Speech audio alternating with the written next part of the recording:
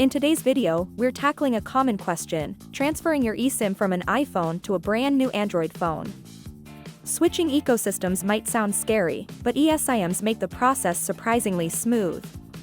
This 4-minute guide will walk you through the steps for a seamless transition of your mobile plan. First things first, you'll need both your iPhone and Android phone, along with an internet connection, ideally Wi-Fi, on both devices. Since eSIM functionality can vary by carrier and Android model, double-check the specific steps with your carrier or phone's manual if needed. Let's begin. On your iPhone, head to Settings, Cellular or Mobile Data and locate your eSIM plan, labeled eSIM or Cellular Plans. Tap on it and look for an option to Transfer eSIM. Here's where things differ slightly. Android phones lack the built-in Transfer from another device option iPhones have.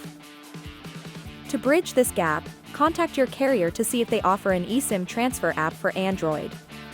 If they do, download and install it on your Android phone. Once set up, open the app and navigate to the eSIM Management or Transfer section.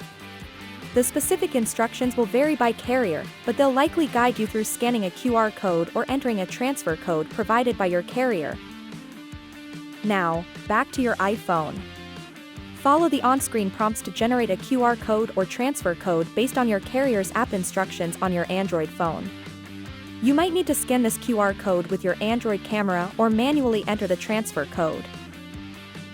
That's it. The transfer process should begin, and your Android phone might take a few minutes to configure the eSIM.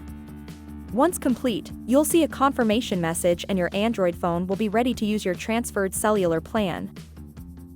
Remember, eSIM functionality can vary, so if you encounter any issues, don't hesitate to contact your carrier's customer support. They'll be happy to assist you further. We hope this video helped you with your iPhone to Android eSIM transfer. Leave a comment below if you have any questions. Thanks for watching.